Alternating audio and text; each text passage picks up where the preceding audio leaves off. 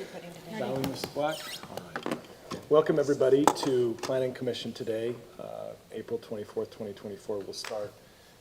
We have Commissioners Jenkins, Kerr, Jorgensen, Moss, and Patterson. Thank you, everybody, for coming. Moss is not here, by the way. Oh, that's right. Hot. Bells. All right. That's all right, Tyler. Fair enough, dude. In the position I'm in, that is great. We're going to do a quick thought, and then we will stand for the Pledge of Allegiance. Take it away. All right, so anybody who knows me well knows I'm a big fan of book series Harry Potter. And ever since I was a young teenager, one thing that I lived my life by and still do to this day is a quote by Hagrid where he says, "What's coming will come, and we'll meet it when it does." That's it. That's good. Okay. You could all stand, please. I pledge allegiance to the flag of the United States of America and to the republic for which it stands, one nation, under God, indivisible, with liberty and justice for all.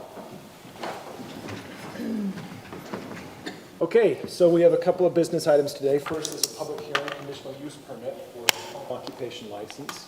A pirate, a pixie, and a kitchen witch, which is a lovely. So who is in charge of this one, Mr. Eggman, or is it Mrs. Black? I am. Okay, fire away, please. Okay.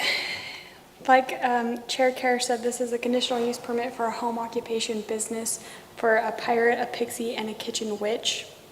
The applicant would like to sell a homemade ranch product at farmers markets and for delivery. Because it's a homemade product that she's just selling at farmers markets, it falls under Home Consumption and Homemade Food Act under House Bill 181. So basically that means that she doesn't have to get approval from the state, Utah Department of Ag and Food, or the Health Department. But she does have a couple of labeling requirements, so she'll have to label her food with her name and address, a not for resale disclosure statement, and a processed and prepared without state or local inspection disclosure statement. So even though she doesn't have to get approval from the state or the county, she does have to get a business license and comply with all of our business regulations. Similar to the one that we did a couple weeks ago, this is not listed as a home occupation business license in the code, so she does need to get a conditional use permit before we can issue a business license. So from staff's review, we feel like this is a pretty straightforward application and that she meets the development standards for all home occupation licenses under CZC 12.62.050 and the development standards for conditional use home occupations listed under CZC 12.62.070. We also believe that she meets the standards for conditional use permits under CZC 12.21.100E. Basically, the general plan doesn't talk about home occupation, so she's basically meeting the general plan. And the proposed business seems to be suitable and harmonious with the existing surroundings. There won't be much impact to the community. There's adequate access, parking, lighting, fire protection, all that stuff listed under that code. And if approved, they'll have little impact on the health, safety, and welfare of the community. So we're recommending that you approve this condition with, or this conditional use permit with conditions 1 through 4 in the staff report. Those are mainly to do with the conditional use won't transfer to any other user, and that she'll comply with the labeling requirements under state law. So that's our recommendation. Do you have any questions for staff? I do not. Anybody? I do. Okay. I was reading, it looks like 12.62.050, it talks about products produced pursuant to the home occupation may be kept on the premises, but no other stock is allowed. So does that mean that basically they have to buy the product, make it all that day, and then they can store, they can't keep, like, whatever they use to make it, they can't just keep that in their house? I think basically it means that you can't have people come to your house and have an inventory for sale. If you need to. Or inventory of product for sale. Yeah. I mean, I think that, if she's going to store it in her regular residential fridge, there's not going to be much different from a regular residence. So that would be my interpretation of that code. Okay, that was it. Okay, so who is going to speak on behalf of the applicant? All right, if you could come forward to the podium, state your name, your address, and any relevant points or questions, and we'll go from there. Hi, my name is Alicia Lynn. I live at 50 North, 400 East, just up the street, and I've been a resident of Davis County for 30 years. I got tired of asking Cafe Rio for more Tomatillo Ranch, so I spent 8 years perfecting a recipe that now I have a lot of people addicted to very happily. My physical therapist's office was very busy with thank yous today because I brought them all a gift. And I actually, instead of sending a picture in with the product, I decided to bring a sample in if anybody wanted to try it. And if I got tortilla chips and I got pepper strips and carrot sticks, whatever you want to try it. But I've got bowls and stuff if anybody wanted to give it a go. But I'm just really excited to try something new. Very good. We usually don't do taste tests, maybe No, that's fine. afterward. Be good Okay. afterwards for sure. Yeah. I will not deny that. Okay. Yeah, I'll be here. That's very generous and kind. Any questions for the applicants? No, well, I guess a little bit. So you're going to just sell it at the marketplace and word of mouth and whatever, and you're taking Yeah. it, right? Yeah, well, I give it as gifts a lot. Nice. And so I've sort of already built a base of people that are already willing to pay for it. And I just keep saying, no, I appreciate that. I just like giving it. I like the appreciation, something I can give that nobody else does. And they're very excited about it.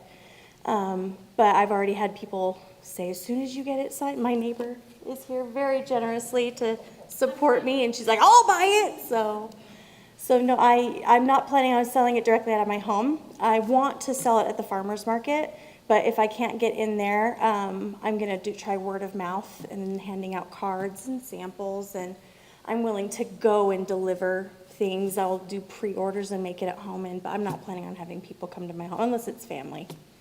So, Okay, thank you. Okay. Any other questions? Okay, thank you so much. thank you. So we'll open up the public hearing portion. If anybody from the public would like to give some brief comments in support or against this, you can approach the podium, state your name and your address, and we'll go from there. Hi, I'm Douglas Coster. I live at 88 North 400 East. We're right next door. And we just wanted to come down and support our neighbor in this effort and ask that you approve it. Thank you. Thank you, sir. I'll give it 10 more seconds.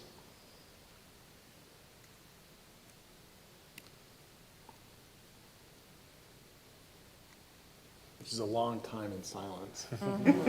Appearing that no other persons are coming to the podium, we will close the public hearing. We'll open up the questions for staff or the applicant. Anybody? Okay, moving to the motion and debate portion. Would anybody like to begin with a motion? I will make a motion. Okay, I hereby make a motion for the planning commission to approve the request for a conditional use permit for a home occupation for a pirate, a pixie, and a kitchen witch located at 50 North, 400 East for Alicia Lynn with the following conditions of approval, 1 through 3. Through 4. I am going down 1 through 4, and suggested reasons for actions, findings, A through D. okay, so we have a motion as stated in the staff report. Any second? I second it. Ooh, We both do. Hi. I'll second. okay, second from vice chair. Any comments or motions on the pending motion? Hearing none, we will now proceed with a vote starting on this side. Aye. Aye. Aye. Aye. And that passes unanimously. Congratulations. Thank you very much. All right, so moving on to the second, and you're welcome to stick around for as long as you wish. We've got a discussion, some training, and a developer's report. We usually don't break for the snacks or anything. Got an ice pack in there. Hey, as long as you want to stick around. All right, so moving on to the discussion. Mr. Eggett, will you be leading that one? There'll be Whitney on this one All as right. well. But I'll take the training. Very good. Okay, so I have prepared a draft list of And our, if I could just say, because the recording picks everything up, we just have to, if you want to socialize, we'd welcome that, but it has to be in the foyer. That's all right.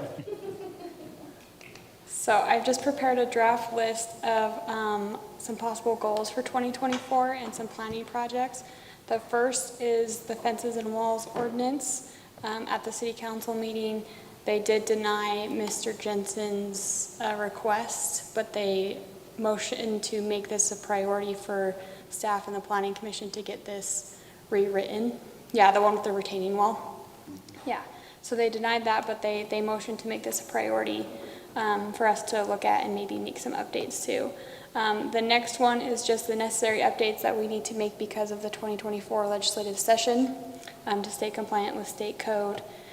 The next one is updates to the subdivision ordinance. We've been talking internally about making some changes, especially to our checklist, and then adopting them into code, and just refining some things because of Senate Bill 174 from last year. And then we need to make some changes to the zoning code specifically from House Bill 476 from this legislative session. Number 4 is conditional use permits. This has been on our list for quite some time, and it's just kind of fell to the back because of some other things, but I think They we should. pushed aside, but sure. We've had a number of other things. Yes, but I think it On the definitely screen. needs to be a priority this year to go through our standards of approval for conditional use permits and make sure that they're actually correct and something that we can actually put conditions on and make approval standards for. And then number 5 is just some possible things to look at. Off-street parking has been a topic for several years. And I know that Corey took a stab at it and it didn't really go very far, but if we wanted to, we could try that again. Outdoor lighting, one of the things that's been brought up this year is, all the lights that people are putting that on their homes now that can switch different things. Those are actually against code. Oh, wow. Yes. Good to know. So a business wants to put them on, and so it's come to the city's attention that we don't actually have a code for that. So, I mean, not necessarily a high priority, but probably something that we should look at. Does that make Christmas lights? Yeah, are you against supposed code? to take them down? So yeah, Christmas lights, Only during. yeah. During the from holidays. November to January, they're allowed. So, they're called jellyfish lights, if anyone. Oh, mine are still on my house. I haven't taken them down since Christmas. Just don't turn them on. Yeah, as long as you don't turn them on. Yeah. Interesting. And then signs has come up a couple times with different businesses about the restrictions on signs, and so the city manager has asked us to look into that one. Okay, But that is a full slate. yes, it is, and I've put in some draft timelines. Obviously, we don't have to, I mean, the fence one, we should probably do what we told the city council we could do, but the other ones, that was just a suggestion on what we do and when we do it. Okay. But if you guys have any comments or changes or want me to add something else to the list, I'm happy to do that. But this is just to get us going. Yeah, I think that's a lovely first step for sure. This seems like a lot of you guys doing stuff. What involvement are we gonna have? Just reviewing and approving the changes and stuff? Well, yeah, I mean, obviously you'll be involved in that. But if you have suggestions on maybe what you want to see in the code, or maybe wants us to research a certain thing, or if you want to do any research, you're welcome to, and then send it to us. You can be involved as you want to be. Typically, we'll provide you with some research, and it depends on the issue, like the retaining wall issue, we may just bring some ideas and brainstorm, or the conditional use permit, for instance, might just be a, sort of a finished product draft.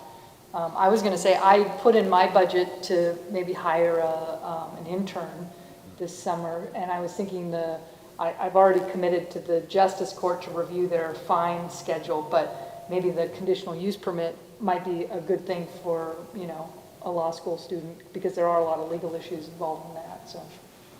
It's a good idea. Could give you half of those intern hours for that. Thanks, Lisa. It's great. And I didn't put this on there, but maybe if we finish all this stuff, if we're really ambitious, we could also check out our fee schedule, talk about that, and maybe some brainstorm, yeah. something like that. I mean, like this conditional use permit was $150, and that probably covered this one, but a regular conditional use permit is $300, and maybe that doesn't meet or cover everything. And then there's some deposit terminology that really, it's not really a deposit, so probably needs to be identified Updated. differently. Yeah, yeah, but, you know, let's accomplish all this stuff first, and then maybe tackle that one. So that's all I have, though. If you guys don't want to make any changes, we can start working on the fence and walls. I think this is great. Looking back over the last few years, we've had different agendas and some ambitious. I don't know if this is too ambitious. I wouldn't say that it is. I'd say that it's a big amount to swallow. May not feel like it, but I would say that we will probably not hit everything here, but we're gonna do our level best, it sounds like, so. I think this is a really nice roadmap. That said, does anybody have anything that they would like to add or discuss further or shift? And this is not to be set in stone as I understand it today. I was just gonna Yeah. say, there may be This others. is a Slide living on. document that we can change over time. Yeah. So if you guys want to take some time to, Will you slowly go up, because I glanced at Sure. it before. I'm just wanting to see the time frame. So April and May, fences and walls. April and May, applications. That's just because most of the subdivision stuff is just because a lot of the legislative deadlines are June 1st. Oh, got it. So- Okay. All right. September. That's good, and then conditional use in the fall. Has there been any thought in regards to the issue that the Wholesome Co. brought up in regards to additional smell coming out of buildings that are, or for companies that are in that group of, I'm not saying it exactly right, but we had talked about possibly making a change. I mean, Looking at it. they wanted to make it a change over the entire city. And we talked about, is there any way to change how the companies like that come into the city or how they get coded? Did we talk about putting that onto an agenda? I don't think so. Right now, this is probably in the update, but the city council did deny their text amendment. So right now, we're still at the, no odors, no emission of odors, noise, et cetera, for limited manufacturing as well as cannabis facilities. Right, that was the company. And I think, given that direction from the council, that's likely the policy, so staff's not recommending any It changes. felt like the sentiment, I agree with what Lisa saw with council, the sentiment felt like thanks but no thanks. Okay. As far as the discussion. I mean, there was a little bit of soft sentiment from a few counselors to maybe consider a discussion, but by and large, it seemed like the overall sentiment was, we like it the way it is at the moment. Okay, I was just looking for the feedback on what the city council did. So thank you. I guess I jumped the gun there. That's okay. And basically, as far as I understand it, that's just because we're in line with the state, right? That from staff standpoint, yes, it's a legal regulation and that's a reasonable thing to require, and it was required when they moved in and purchased or entered into the lease agreement. Like was even stated in the planning commission review of it, I think, Commissioner Huth, you noted this, that it wasn't a surprise when they applied for their business license, whether it was an oversight on their part or not. Sorry, but it's not like there was a fast one pulled on them. Right, and that was kind of my thought, is like you knew exactly what you were getting into, and you put yourself in the middle of two other companies, so you probably had a higher likelihood of them like noticing that odor, so they kind of put themselves in a bad position. And I think that was part of the determination as well, so, yeah. Okay. If they had a way to like remove the odor, would it have been allowed? Well, it is allowed and they are functioning and yes, so it's just a matter of enforcing the Okay. odor and they're trying to, I wasn't here that Comply. day, so. yeah, Legislatively. It's an alter ongoing- Compliance, um, yeah. cooperation and we're trying to let them Okay. remedy. okay, excellent, thank you, Mrs. Black. And then on to number 3, the training. Mr. Eggett. Thank you. Yeah, we'll see how this goes. I provided in your packet the first module. I think I noted that I have 6 of these. They were prepared by the Center for Public Policy Administration from the University of Utah. I know the age is a little older, but I reviewed the documentation language and removed some stuff that isn't relevant or old code. The rest of it seemed to be, for the most part, relevant. There may be a few terms and statements in these modules that feel a little outdated, so I apologize, but overall, it's still good information. So with that disclaimer, what I have done is I've highlighted areas to discuss. And the first one is obviously, what are your roles? What is the planning commission? Those sorts of things. And so hopefully you've at least had a chance to scan or even read over the article in its entirety. And the reason for me saying that is if you feel like there's something that struck you as we get to a section that you want to add or share to the discussion, please feel free to do so. Or even if there's questions that come up so that it does feel like we're going back and forth. If we only get through half of it and then do the second half at the next meeting, we could do that. So we'll just see how this goes. But I'll just start off reviewing some of the things I highlighted. So in the first section where it says under the Planning Commission, I highlighted a few statements that said, planning commissioners are advisors assisting the local elected officials in the decision-making process regarding the manner in which community development takes place. The commission also deals with the delicate balance between the public interest and private rights. The work of planning commission must be conducted with a constant recognition of its responsibility to assure due process of law to every citizen who participates in the local planning process. Sorry, Whitney, that's in paragraphs 2 and 3 at the beginning. So what I thought was really interesting there is where it talks about it being a delicate balance between public interest and private rights. And that the planning commission's role is to always make sure that due process of law is available to every citizen, anybody even who participates. And a citizen, in my mind, could be even broadly seen as someone who has a land investment or a land interest in the city, right? So even a business, a property owner in that aspect, they're viewed as a citizen in that aspect. And then as you move forward in brief history, I really thought this was interesting. In the second paragraph, it says, in the early years of the 20th century, the states began enabling local governments to conduct planning and land use regulation, the police power authority to protect the public health, safety, and welfare. Included in those enabling acts was the addition of a planning commission.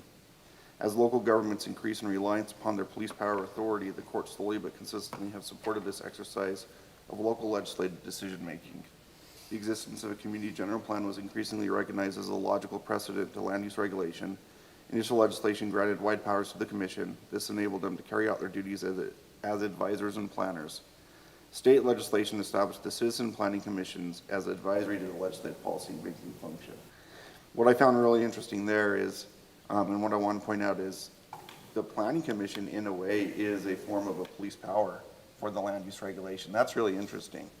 So a lot of times we think about the color of conduct being tied to employees, but the planning commission as an extension protecting the land use rights of the community, you have that discretion. Well, a lot of cities have like a code enforcement. Right. And we don't, which I like. Yeah, so you have authority as planning commission, right? You have a heightened level of authority with that appointment, which is interesting. So you're looking out for the public's health, safety, and welfare, which we just talked about the cannabis. That's a discussion about public health, safety, and welfare. And that definitely should come into play as you look at your decision-making authority. And you make those policy-making recommendations to both the city council as well as to staff. And occasionally even an appeal authority, which the article just talked about a little bit later.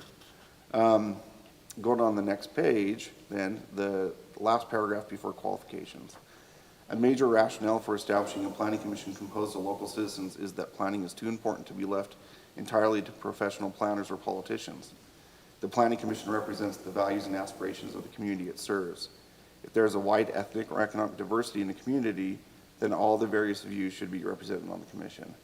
What I hear there is you're kind of in the arbitrary, you're not arbitrary, you're arbitrators, you're in the middle, you're mediators, right?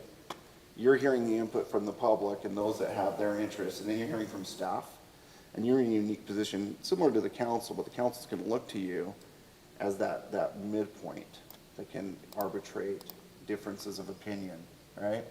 And so it really is a unique opportunity to provide that service and to look out for all that diversity that may come to the table. And as much as we as professionals may feel a certain way, you may have even information from the public at large that you bring to the table to kind of rebuff us a little bit and say, That's great, staff, but this is what we've heard or what we're seeing or what we're experiencing in the community, right? And so it gives you that unique opportunity. Going on the qualifications, most crucial, however, is the commissioner's objectivity and interest in the community's growth and future. A planning commissioner should have a genuine desire to preserve and improve the community's quality of life. I liked that term, right? Why are you here as planning commissioners? Hopefully that's why, right there, right? That you're genuinely looking out for the overall benefit of the community's quality of life and preserving that desire for all residents and all property owners of the community. And then it goes on, included among the most important character traits for an effective planning commissioner are, and then 1, a willingness to serve the long-range interests of the community with a sensitivity to the impact that each decision will impose upon the future of the community. So when you look at those decisions, and we've done this, I mean, zoning maps, that's what they are. They're long-range planning tools, right? So, you know, what will this do to the community if we make this change? And obviously it can always be changed. Or a code update. What will a code update look like comprehensively to the future of the community? And feel free if you have input, or obviously if either you have input to add, but that's the first one. The second one is an ability to avoid politics or extreme biases from affecting decisions. So again, as planning commissioners, there may be political interest, there may be personal interest of a property owner or resident. We've seen them with co-text amendments, right? They're coming in with biases. They're trying to persuade you as resident planners to buy into their biases. The question is that a political or biased request that is not in the best interest of the community? And you have to be cautious of that, because we all can become emotional at times and respond emotionally to what's being brought to the table, but it may not be logically what's in the best interest of the community. And so it's very dangerous if we're not careful of that. So that's an interesting point. Third one is an ability to clarify the feelings in the community on all sides of an issue, which again, I've talked about, but making sure that you're investigating that and you're sounding your thoughts. The fourth paragraph, desire to expand his or her knowledge of the community.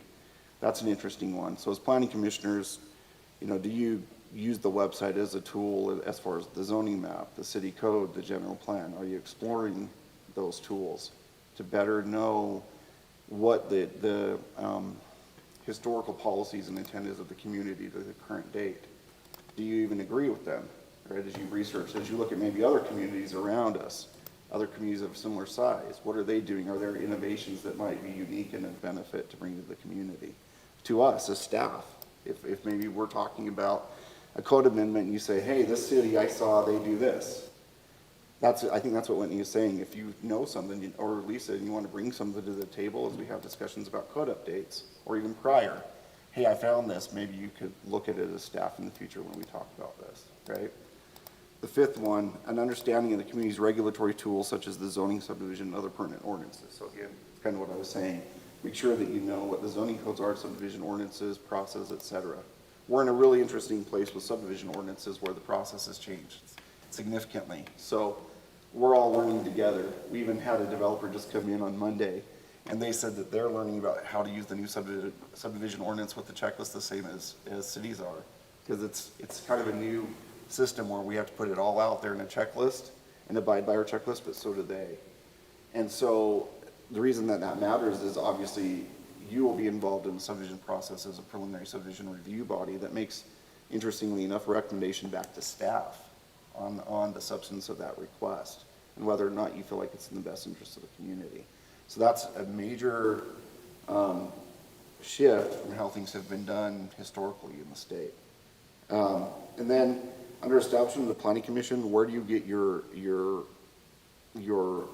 designation, your subdivision of authority? It's by state code through the Land Use Development Management Act in 10-98-301.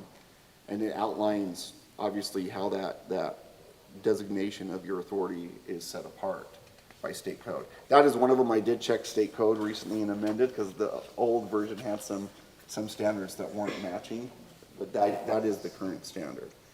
The provisions of law shown above establish that the appointment of a planning commission by all local governments is required. So that's interesting too. Cities can't say, well, we don't want a recommendation land use body. We don't feel like it's necessary. State says you have to have one, which again is interesting, right? Because it's saying that it sees the value in having that intermediary group that is of residents of the community who are looking out for those residents of the community. And then under powers and duties of the Planning Commission, that's where it outlines that. We're going to now go over what those specific powers and duties are in that section and talk about those in a little more detail. So the first one is make a recommendation to the legislative body for a general plan and amendments to the general plan. As part of the planning process, the plan serves as the heart of the guidance system for the cities and counties' growth and development. The plan provides the basis for the development of the policies that initiate the action programs and fuel the planning process. So we're talking about general plan. I'm just going to give you an update on general plan. I still am. Basically, we're going to be starting up a general plan probably in the next month or two. Okay. So we're going to be right in the thick of what it's talking about right here, right? And as you think about that, as we go down that path and you start to participate in that process, think about some things that we talk about within this article. And feel free to ask questions too of staff. You know, I can say, I recently went through it with the last city with Riverdale. They just barely got theirs approved last June. So I have real recent experience doing a general plan process. So my point is with that, with having that referent knowledge, if you have questions, there's no dumb question, especially when it comes to general plans, because they have such a huge impact on the future of your community, right? You're looking at a 20 to 30 year plan. And yeah, it can be amended and it should be amended. Maybe every 3 to 5 years it should be looked at. But when you do a comprehensive update, it's big. It potentially changes the entire system of how the city has been operating and functioning from a policy perspective all those years prior and decades prior, right?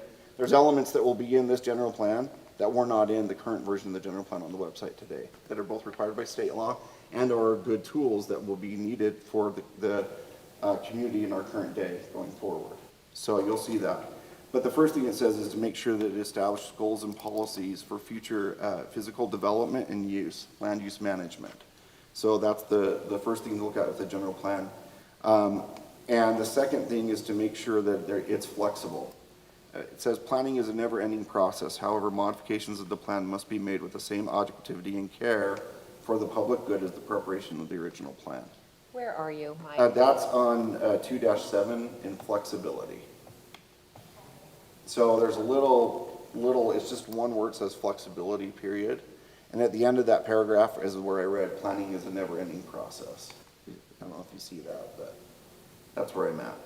So the general plan is always, I guess, open to be modified as long as we go through the right process to do so.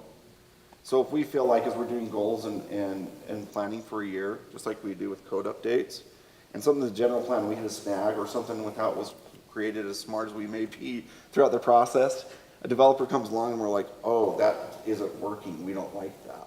That's an opportunity to amend the general plan to make it work the way we want it to.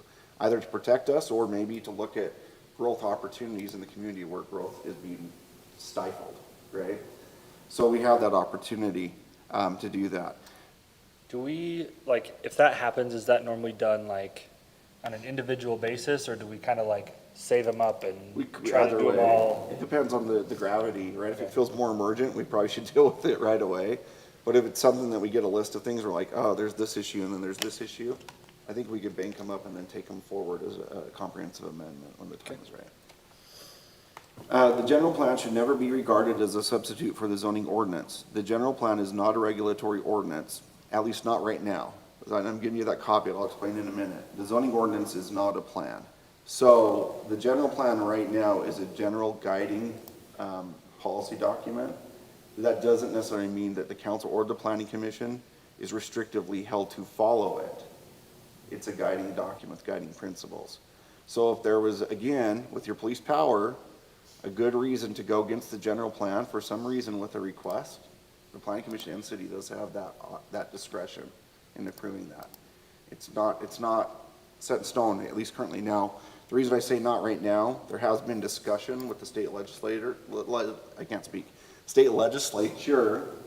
of making it a regulatory document. If that happens, then we do have to follow by the general plan unless we amend it. And I think this is one thing that we want to clarify as part of the general plan process, because Centerville has blurred that line, that the general plan is an advisory document under state law. Centerville has a couple provisions in our zoning code or subdivision where we say, this shall meet the general plan. And so arguably, there are a couple areas like, might even be conditional use permits, zoning map amendments, and other items where, and density, where we say you shall, and so in that case, we would be required to follow it. But I prefer to follow the state law guidance, which just says, hey, it's an advisory document. And anything that we want to be mandatory should be in our zoning code. Agreed. We want this overarching guiding plan, and then the zoning code is mandatory, and don't blur these lines. And it's especially problematic from a legal standpoint when our general plan is so antiquated and we're making it mandatory. Agreed. And with the update, right, that we've talked internally, between three of us, it would be trying to get it back to a guiding document, policy document, and not a regulatory tool. If we need to make regulatory changes to zoning code, that's what we should do to adjust these things we're talking about. And there is candy, I forgot to note that. Lisa Oh, brought yeah, it here. in. I'm gonna divvy it out because people won't take enough. That's right, we I wanna make forgot. sure that you're incentivized. So you can make all the noise you need while I'm talking. I think there's chips and salsa later. My children are Thank you for dinner. I think So sweet of somebody you. got more sip slips than the last. I'm happy to pass them down. But look, you're gonna get some Oh, Some these are pepper- my favorite. Oh, Don't be good. putting those back. What's your Okay. favorite? York peppermint patty. Oh, those are my favorite too. Yeah. There you go. Okay, how about I you? always thought it was funny when I was a kid. Anything back? I'm great, Good for thank you. you. I'm a Tootsie Roll person. You didn't Yeah, get I one want of these. one. Thanks, Lisa. Thank you. Look, you've got them all lined up. What does that say? Wild, Oh, wow, see, okay, wait a minute, you got too many of those. perfect. I'm trying to- How many do you want? My husband. I have 3 kids. I was gonna give them to them. so- Okay, good. 'Cause Whitney and Mike need some. Their fault, they're, you know. Oh, no. Okay, all right, keep going. Looks Perfect. kosher. All right, That's important. there we go, now you can stay awake. You might be able to talk through the whole Oh, document. I see what's going on. There we go, we're gonna get a little. Shot in the arm. Okay, so, the next thing that the planning commission is supposed to do is make a recommendation to the legislative body for land use ordinance and amendments and at least one appeal authority. So to start that off, the role of commission requires the commissioners to be well acquainted with the ordinances to assure that recommendations granting or denying the proposed changes have a solid legal foundation, and that's in the middle of that bottom paragraph. So again, you need to make sure that what you're doing as far as a recommendation, and like I said, what's a little different here is you will make recommendations to staff on like a final subdivision approval. You need to make sure you have good legal grounds, and that's why staff will provide you with findings, right, and conditions, try to help you to do that. But if we miss something, call us out, or not rudely, of course, but check us, right, or amend it to what you feel comfortable with from a legal position, because those things, if they create a problem later, like say the cannabis ordinance amendment, they might be debated in district court at some point, and the planning commission decision may come up. Interesting. Right? So you need to make sure you have good sound legal precedent to make your decision, whatever it be, okay? And just to add to that, when we were talking earlier about flexibility and the pulse of the community, et cetera, I think that's very relevant in a legislative decision. But sometimes in an administrative decision, like a conditional use permit, you don't have that kind of discretion. And if it's in the code, what they have to follow for a conditional use permit, there's a lot less discretion. That's true. Yep. Again, codes are very regulatory, and we follow our regulations. If we don't like it, we adjust our code, which we'll talk about in a minute, right? We make those recommendations to amend our code. The next is the appeal authority, and our appeal authority still is a board of adjustments, which is interesting. I talked a little bit to Whitney about this. I've worked in communities where an appeal authority is just an individual. It's an attorney who is well seasoned. In the last city I was in, it was actually the previous state ombudsman, one of the previous state ombudsmans. And he was really relevant and knowledgeable and did a good job. We had actually a challenge of a situation, and he ruled in favor of the property owner. Wow. Against the city. And the reason for it is there's ambiguity in the code, and he basically said after his finding was, hey, city, you can do this, but just make your code more clear so that the ambiguity doesn't exist for the future for anybody who's asking for that, which is interesting. Now, that's not to say that, I'm not saying that Board of Adjustments is wrong or bad, but what I am saying is it can look differently, right? It can be a person, it can be 3 people. They do not have to be members of your community, they can be. It's really at the discretion of the leadership of the city how that's set up, so just know that. But currently, we do have a Board of Adjustment. Yeah, and I would support moving to a hearing officer because Board of Adjustment appeals are getting based very much on legal issues and standard of review and the variances, and it's very difficult to keep a, 5-person body up to date on training and the legal standards. We've been very lucky to have most of our planning commissioners, after they're trained and seasoned, and then they go on to the Board of Adjustment. So a majority of our Board of Adjustment members right now are planning commissioners, but we haven't trained them, in a year because we meet so rarely. So anyway, I think as staff, we would certainly recommend maybe moving to the more current hearing officer. I think it's very efficient, and it's really helpful, especially if they have a legal background and they're aware of land use law. It's very, very And they do have to prepare a written decision of findings and conclusions of law. And, so basically staff or outside, we often hire outside counsel because I've been representing staff and the planning commission. And so when we take items to the Board of Adjustment that are on appeal, we will, not items of first impression, but on appeal, we'll hire outside counsel so there's not a conflict of interest, and I stay with staff and the planning commission's reasoning. Okay, second to bottom paragraph where it says after, so you're right there, Whitney. After comparing a proposed development with the ordinance guidelines, examining the social implications and studying the plan, the commission can advise the officials whether to grant or deny a development request. The planning commission must treat all proposals fairly and equally when considered development proposals or requests to amend an ordinance. Local officials cannot produce an interpretation for one group and not another. So there's a lot of things to unpack there. We've kind of talked about some of it, but the thing that I think stood out was when we're considering development proposals or even amending an ordinance, we have to make sure that we're treating everybody equally and fairly, right? If somebody else came in, this is far-fetched, but if somebody else came in wanting to emit a different type of odor in that same zone, and it wasn't maybe as less favorable odor, and we're like, it's okay, we can't do that, right? We have to treat them the same as the people that we think has a more nasty odor, for lack of a better word, right? And we also have to make sure that whatever the interpretation of the code is, whether it resides with Lisa and or community development staff, is consistent. And if the planning commission recognizes inconsistency even from staff, again, that's an opportunity to state, well, I feel like this is coming a little bit inconsistent in your interpretation of the code, right?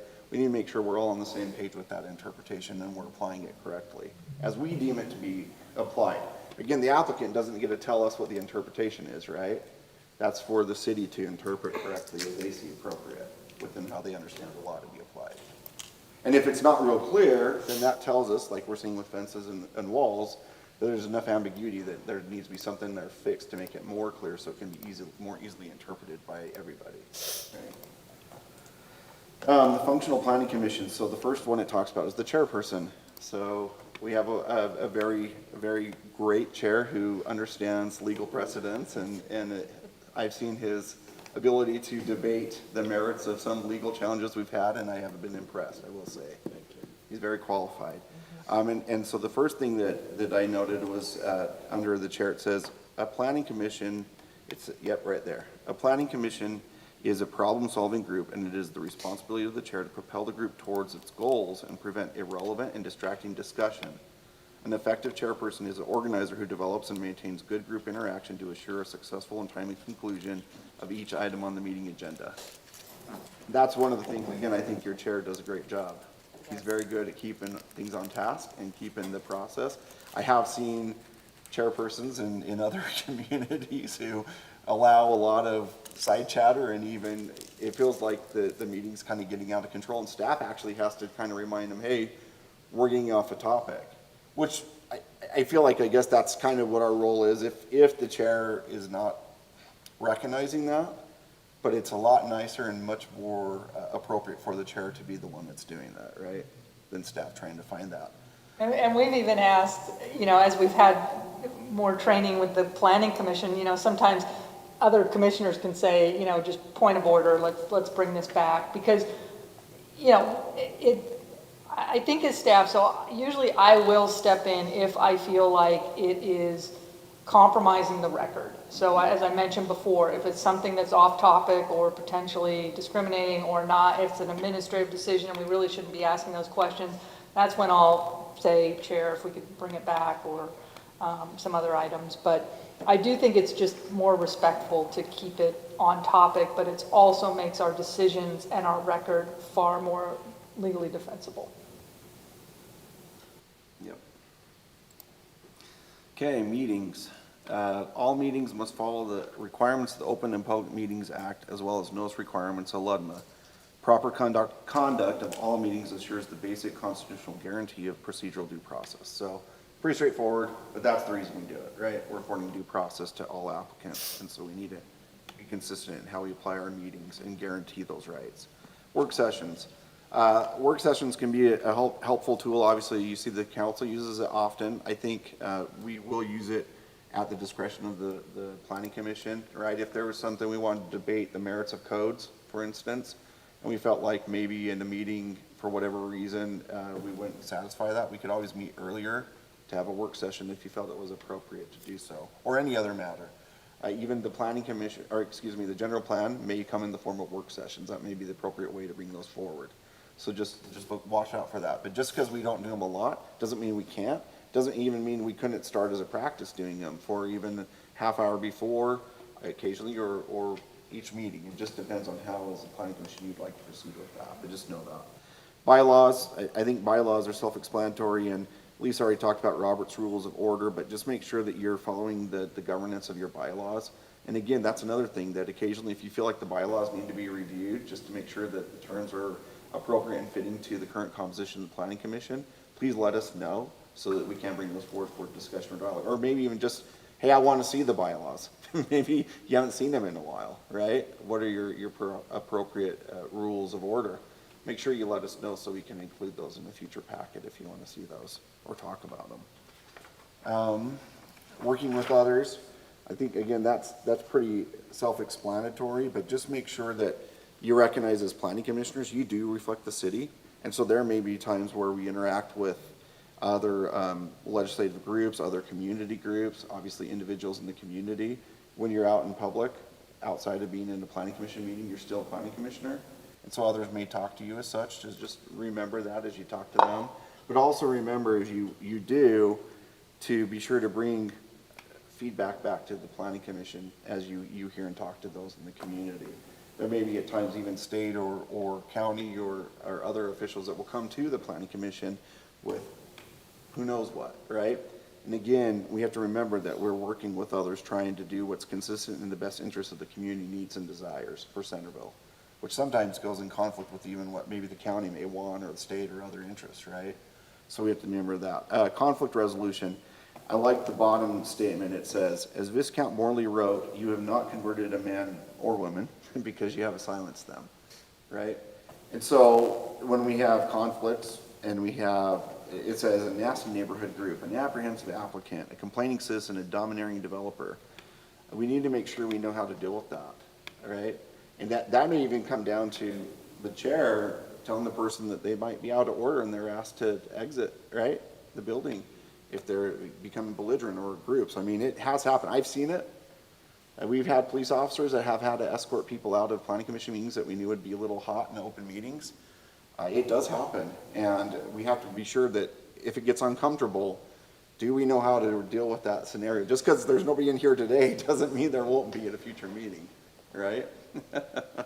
So, I think we're going to go a little further. I don't want to bore, unless you want me to, do you want me to keep pushing through and go through the whole document or stop? Because I'm getting close to a stopping point if you want to stop. What do you think? Do I you want say to keep pushing going. through? Keep going. Okay. Yeah. All right. Community education. Just in the hallway still. With community education, I have the statement, the planning commission and the legislative body will have more success in dealing with a development proposal that appears to be contrary to the public interest as defined in the plan if the citizens understand the rationale and the objectives of the plan. And what this section is talking about is you can do a lot of public support and assistance by talking to residents of the community. You actually have that voice. Now, the one caution is, if you do, make sure you don't represent anything on behalf of the commission as far as a posture. Don't take a position, listen, and be sure to bring that back to the commission and staff so we know what you're hearing and what you're talking about. But if there's an issue and someone comes up to you and says, I hate this rezone request, it's stupid and here's why, you might be able to say, well, have you looked at the packet online? There's some relevant facts that you may not be aware of that might make you better understand or help you better understand the rezone request, right? So you can at least help them to know where to go to get the information, to be a little more persuasive rather than maybe even arguing with them. Or you can say, well, why don't you come to the planning commission meeting and see what really it's about, the request. So there are ways to educate and engage with the residents to at least help them understand that there may be more than what other people are telling them or what they assume to be the situation of the request. So there's an opportunity there. The public hearing, you more than understand public hearings, so I'm not going to get into it, but there's a paragraph on it. Okay, plan and ordinance adoption. So with an ordinance adoption per LUDMA, it gives an example of a general plan, and the ordinance is the same way, but you have to have at least one public hearing with the planning commission for a general plan and a code amendment, right? And then you make a recommendation to city council, and the city council, I think in Centerville, we have to have a public hearing as well, right? Both of those? Yeah. Not all cities are required to do so, meaning the state legislature doesn't require that, but a lot of cities like to do it to show that there are multiple opportunities for the public to engage before something was adopted by the city council and the planning commission. Remind me what LUDMA stands for? Land use, what did I say? Development and Management Act. Yeah, Land Use Development Management Act. Okay. Yeah. So, yeah, you follow a similar process for adoption of zoning ordinances or amendments to the ordinance, obviously any amendments to the general plan, et cetera. Okay, professional assistance, planning staff. So, within the cities, obviously, you have planning staff, and we get the benefit in Centerville, which is great, by the way. It's a great resource to have our city attorney attend. I have not had that in other cities, very frequently. And so sometimes staff has had to wing it. So it's a blessing to have our city attorney join us. And it really, yeah, it is very helpful. Because sometimes I've been in situations in other communities where it's like, I'm not sure, we'll have to talk to the attorney to give you a better answer on that. Here's how I understand it, but I'm not the city attorney in that case. So my point is that planning commission has staff, right? And that's what we're here to do, is to provide assistance, answer questions, whether in meeting or out of meeting. If something comes to mind and it's confusing, I mean, they would be okay to email us, right, and ask questions as planning commissioners if something was relevant to land use. After the meeting? Yeah, like just offline, yeah. So you could reach out to staff and ask, kind of like has happened, like, I was reading over the city code and I don't understand it. What's the city's interpretation of the standard? I have a resident asking me about this and it's not quite clear. There's a gray area. It hasn't made sense to me. What can you help me to know about that, right? That is an opportunity to investigate. And maybe even that experience could come back at a future planning commission meeting and say, I checked this on the code, this happened, this was kind of interesting. I thought the other planning commissioners should know, right? It's an opportunity to learn that way. Okay, I'm not going to read the lists, but if you get a chance, read over these lists. The planning commission should expect its planning staff too. And there's some interesting ones there. And, you know, some of them are kind of like, okay. But overall, I feel comfortable with what it's recommending. And on the flip side where it says a professional planner and staff have certain expectations to the planning commission, the staff should expect the commission to. Similarly, there's some things there I'm kind of like, okay. But again, you know, read through it. It's still good recommendations to help you to understand that relationship. We are in a relationship to work together to ensure the best health, safety, and welfare for the community of Centerville, right? We're all committed because it's our own personal quality of life, plus we have our own mission and objectives to serve the community, or we wouldn't be here, right? We wouldn't be motivated to do this. So I think we all feel collaboratively like we are all seeking the best interest of the community at large. So the consultant, I thought this was an interesting one where we're going to enter into a relationship with a consultant on the general plan. Just that obviously they're an additional form of specialized assistance in whatever form they are. In this case, they'll be a group probably of specialized architects, planners, economic development specialists, et cetera, who will guide and direct us. But again, they're assisting in their own competent position. That doesn't necessarily mean that we can't bring our knowledge of Centerville City to those discussions and working with them, just because they're the professionals with the educational awareness, right? So we need to make sure that we understand that. We have a reliance on that advise and assist, but again, it's advise and assist. That's what the consultant's role is in that case. Okay, let's go on to ethics of the Planning Commission. Ethics is defined as the discipline dealing with what is good and bad with moral duty and obligation, a set of moral principles or values. So there you go. There's this document's definition of ethics. I'm not sure where they got that. In the first paragraph, the work of the Planning Commission influences the future of a community. And through certain planning measures, I think I should say though, and those certain planning measures can have impact upon, and through certain planning measures can have impact upon the value of the property. I read that now. It is therefore important that the actions and the behavior commission members are at all times legally sanctioned and completely ethical. I think it's really important. We are doing stuff that influences not only tomorrow, but deep into the future, right? Even a simple approval of a land use on a property or a conditional use permit can have future implications for however many years that business or that home occupation or that conditional use request is being utilized, right? So it may be like, well, I'm just dealing with the immediate request. You are, but you don't know how long that request is going to be in force. And obviously the same goes for zoning and those things that have more long-term recognizable implications. On to the next one, conflicts of interest. A planning commissioner to whom some private benefit may be derived as the result of the planning commission action should not be a participant in the action. And there are listed 5 categories or recommendations of what that look like. I'm not going to go over each of them, but I would highly recommend each and all of you read all 5 of them. There are very good directives there of what that means. And just make sure you try to follow that. And again, if you have questions offline, you're like, I think I might have a conflict of interest for this reason, please communicate to one or all 3 of us that concern so we can give you appropriate direction. Or even your chair, reach out to your chair, he can give you direction as well, all right? We saw that, we saw that last week, I think, with the zoning request. So, and there was no conflict, but I appreciate that the potential conflict was at least shared, and there was no view that there was any financial gain from that relationship. Yeah. Okay, moving on to gifts and favors. This one I think is straightforward, but I like this sentence. The best rule to follow regarding gifts and favors is this: in cases of doubt, refuse. In cases of even marginal doubt, refuse. So with the tomatillo crack this evening, You use your own discretion. Let me say it this way. I didn't want to have a gift given to us before we took a vote. no, I agree. I thought you did great.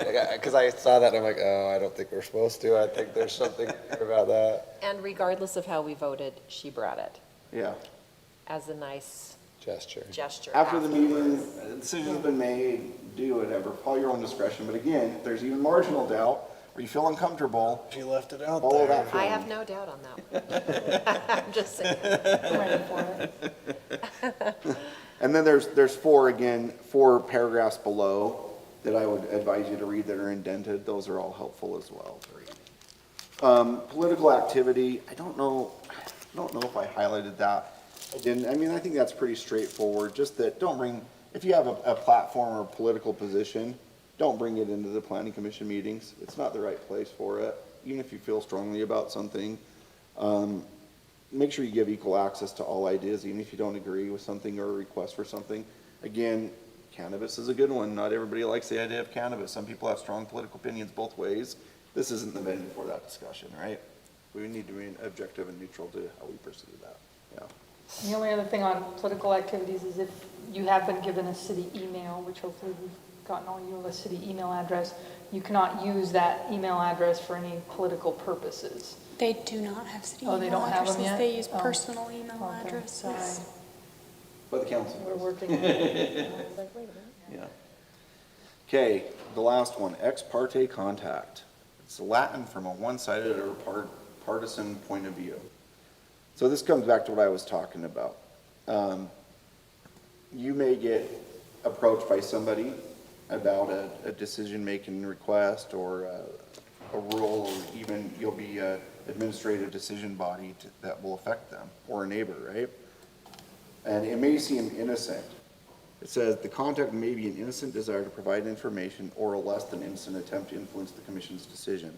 In either case, the commissioner should inform the applicant that a commissioner is not at liberty to discuss the matter, or inform the applicant that any information received by the commissioner must be shared with all at the public meeting before deliberation on the issue. That's why I said, don't say how you think you're leaning or what you think or what you're feeling. Listen, acknowledge, maybe direct them to the right information, but leave it at that. Right? Try not to tip your hand because it's not the right place. And I think this does come up. We have developers that will just call each planning commissioner, maybe just talk to you on the phone or say, hey, can I meet with you and kind of show you some of our ideas. But in my opinion, at the planning commission level, it really does taint the process, because if there's something important to say, it really should be to the entire body. Everybody should hear it. And otherwise, it's just pure lobbying. That's my take on it. And it does create problems, because now you've got a relationship with the developer or the resident. It can be both. I mean, and we've had some, may talk to the residents, some may talk to this, but what I always advise is just please encourage them to come to the public hearing or to provide written comment, and, to stay informed of the process. But we've been asked not to speak directly. But Agreed, and I think this next paragraph I was going to read goes right into what Lisa's saying. Such disclosure is also expected from a commissioner who might uncover additional information or insight by personal observation. The commissioner should bring this information to the meeting and present it during the discussion. So if you get more information, note it, write it down, do whatever you need to do, and bring it forward so everybody has the same, I don't want to say advantage, let's put it this way, it's the same field of information that everybody knows at that point.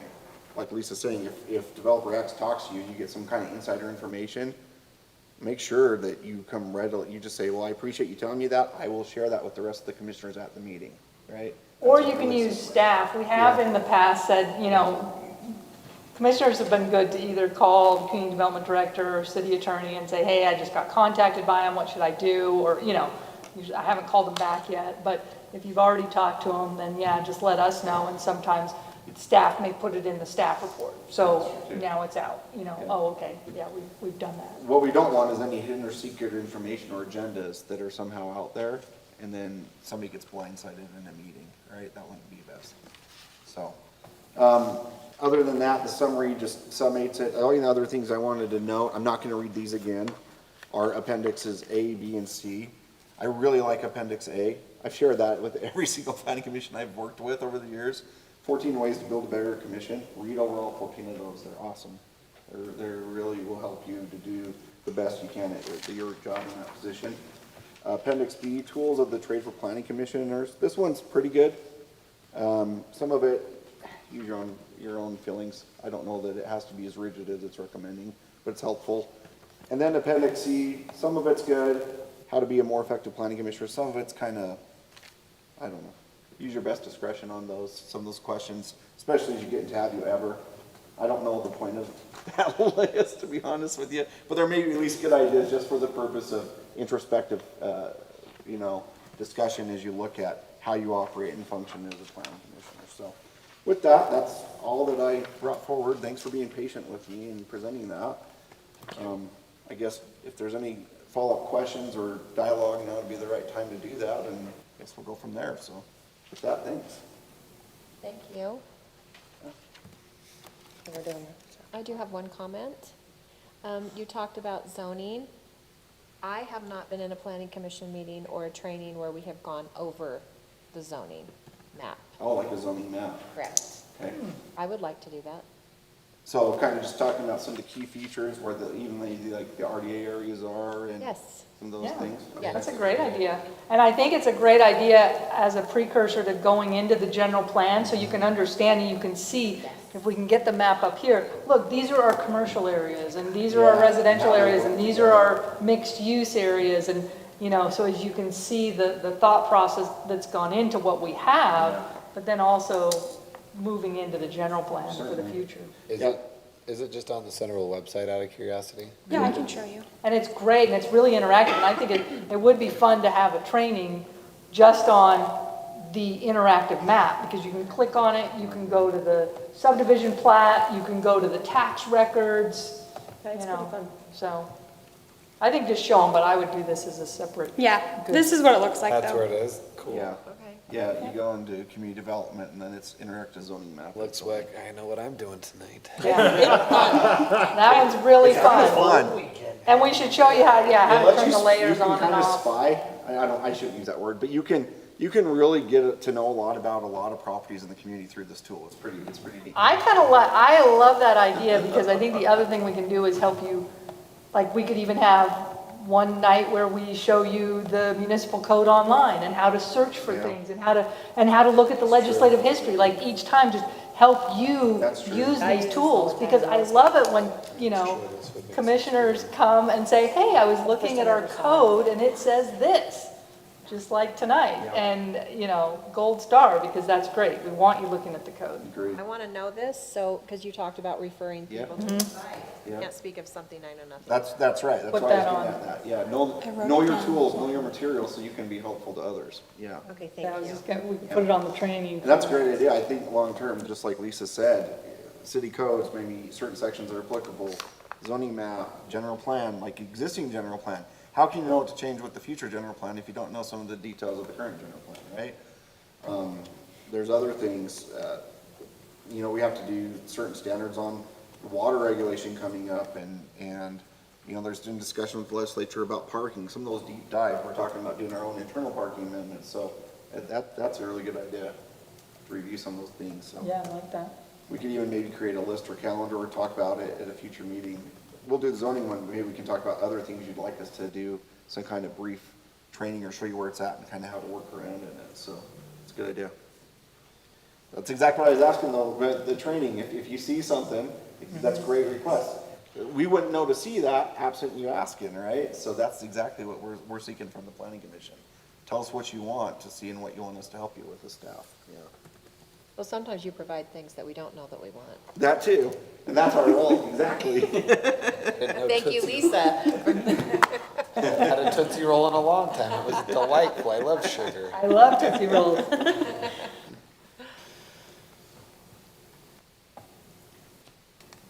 Okay. So let's move on to the next agenda item. That's the director's report. Do you feel like we've covered that? And I've got a few things to add. Okay. Just at that list, we talked a little bit about it, but the zoning text amendment was denied and we're gonna work on that. General plan process update, I just want to note, we had a committee meeting yesterday, the selection committee met. And if you're curious who the selection committee is, there's 4 staff and then a city council member and the mayor. So, it's mayor, councilmember Hurst, city manager, Lisa, myself, and Whitney are all on that panel. And so we decided to go forward with an interview process on May 1st for the selected entities that we're looking to work with as a contractor group, and we'll give you an update at the next meeting where that ends up. Redevelopment agency update, I just want to note that we're in the process of doing increment payments, and so, again, interestingly enough, I just talked about where those RDA areas are. I would encourage you to look at the zoning map and get familiar with those areas, because they do matter, they are relevant, even though the planning commission doesn't directly get involved within the RDA. It's good to know what the RDA area is and why it matters to the functioning of those areas and the commercial retail benefits or the industrial job benefits, kind of some of those features. But we are doing increment payments to the participants right now we're starting that up, so that's kind of what I want to let you know with that note. Current project update, Stoke Stevenson project, we're making efforts to work with them. They're the parcel that's to the south of Fine Line. They are really giving Whitney and staff a lot of work. Wait, where are you? She's probably losing her mind with them. They're very. They're right down from the megaplex directly. Yeah. It's the big, The big green building. Yeah, Still yeah, yeah, place. okay, got it.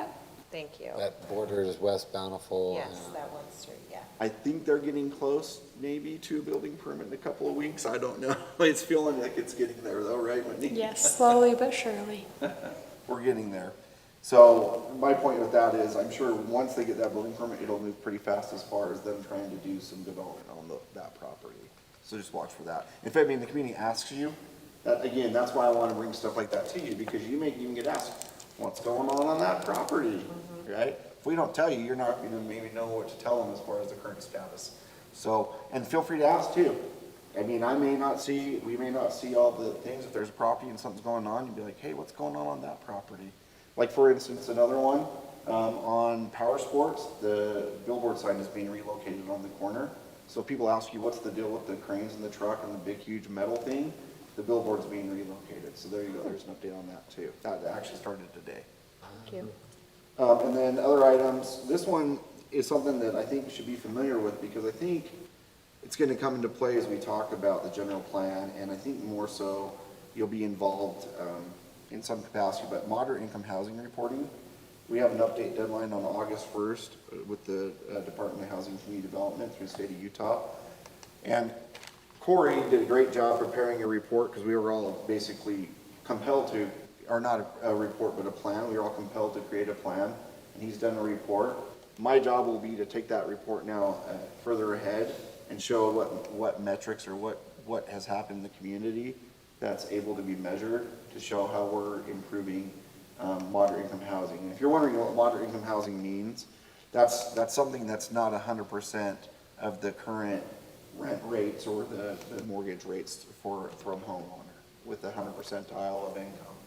So each county and each even community typically go off a county standard, but some cities even go off a community standard.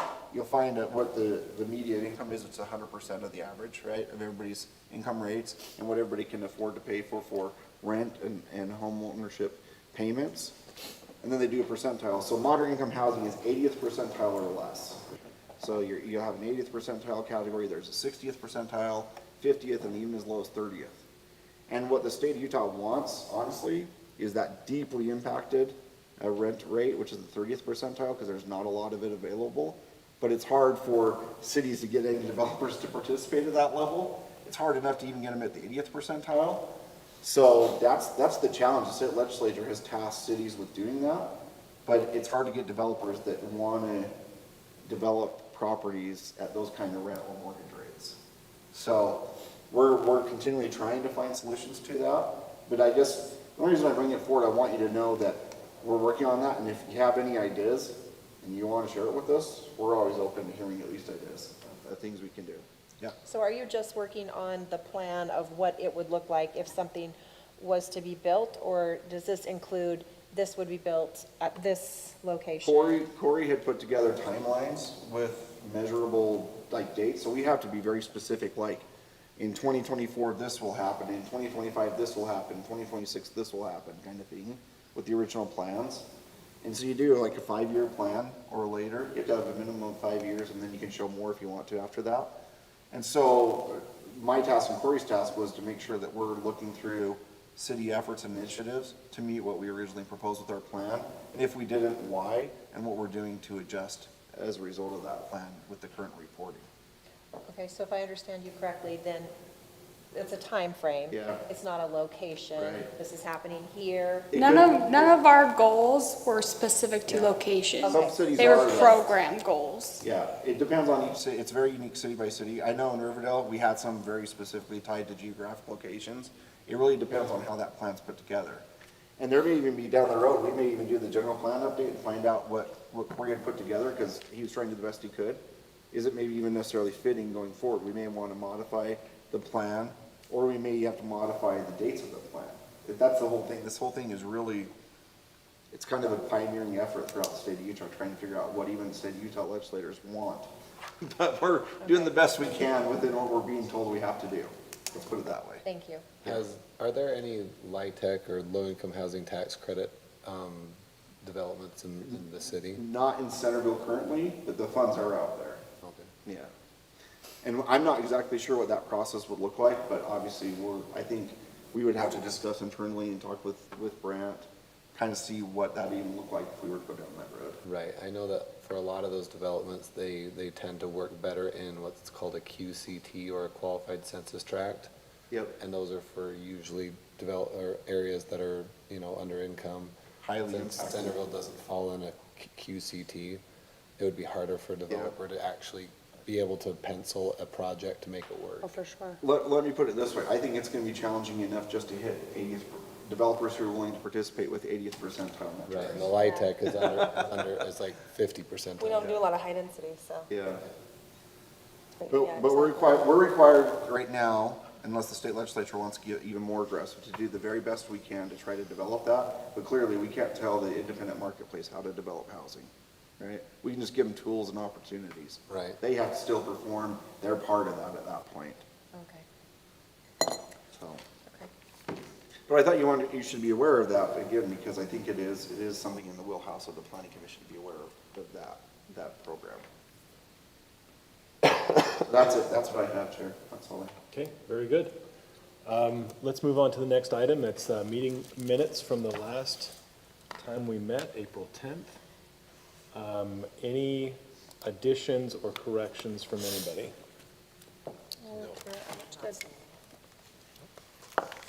I really haven't seen us make corrections for a couple of years now, so whatever y'all are doing, It's all Katie. well done. She's a great minute taker. It's not easy. Convey our congratulations and awe. Because I go over them with a fine tooth comb. I know you did. I detect sarcasm. Usually I'm the one that does that. I know you do. I do, I read every word. I'll take a motion for the minutes. Make a motion to accept them As the motion. As unamended unamended and and seconded. stated. All in favor, say aye. Aye. I'll take a motion to close. I motion to close. All right, all in favor, say aye. Aye. All right, good. Thank you, everybody.